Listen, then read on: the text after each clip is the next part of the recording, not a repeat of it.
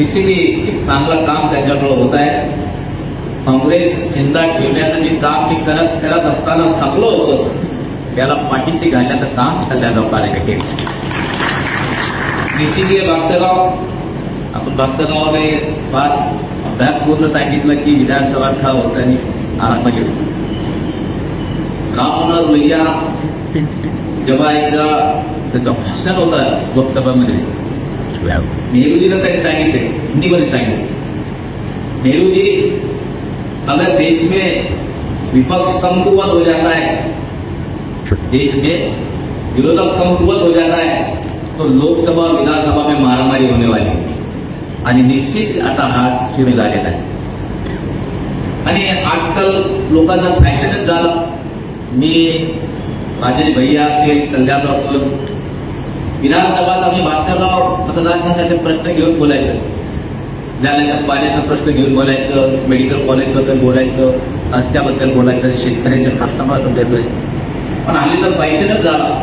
तुम्ही जमीन देना क्या, जब विधानसभा में रहता, तो मेरे खिलाफ बोलता क्या, मग ते विधानसभा बोलतात. आणि हे ब्लॅकमेलिंग धंदे आता या विधानसभात होत आहे. दुर्भाग्य 3-3-3.5 लाखांचा लोक काचेतून प्रतिनिधी असताना आणि चिंतन गोष्टी करणे म्हणजे तुम्ही तुमच्या लोकांनी जे निवडून दिला त्यांचा मताचा तुम्ही गैरवापर केला त्या मतासाठी. निश्चित ठीक आहे, आम्ही काही गावांना नाही उद्या पाहून बोलणारच आहे, पण एक चांगला काम खासदार साहेब करतात. इथे आलेले सर्वांची अपेक्षा आहे की ज्याने तुम्हाला मतदान केलं, कोणाला जिल्हा परिषदचं तिकीट पाहिजे, कोणाला पंचायत समितीचं तिकीट पाहिजे, कोणाला नगरपालिकाचं तिकीट पाहिजे, अशी अपेक्षा लोक घेऊन येणार आहेत. आणि लोकांना वाटतं की त्याच्या मतदारसंघात काम झाले पाहिजे.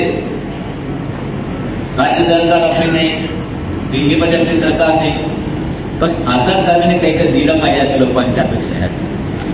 पण खासदार साहेबांकडे काही असा काही म्हणजे छगाला नाहीये, त्यांनाही लिमिट आहे, त्यांनाही काही लक्ष्मण रेखा आहे.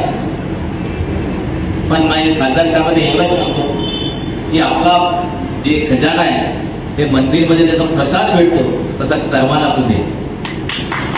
आता जयप्रकाश चव्हाणाचा आहे, आता समजून सर्वांना द्यायचं.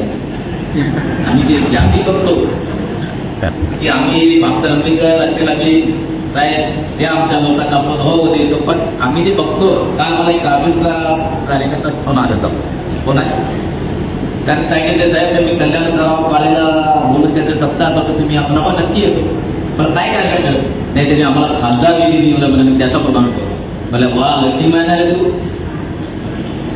ते एवढा तुझा हार आणि शाल घेऊन मी सत्कार करणार, तुला आता पण भेटला आम्हाला आतापर्यंत भेटत नाही, अशी अवस्था तुम्ही येऊ देऊ नका.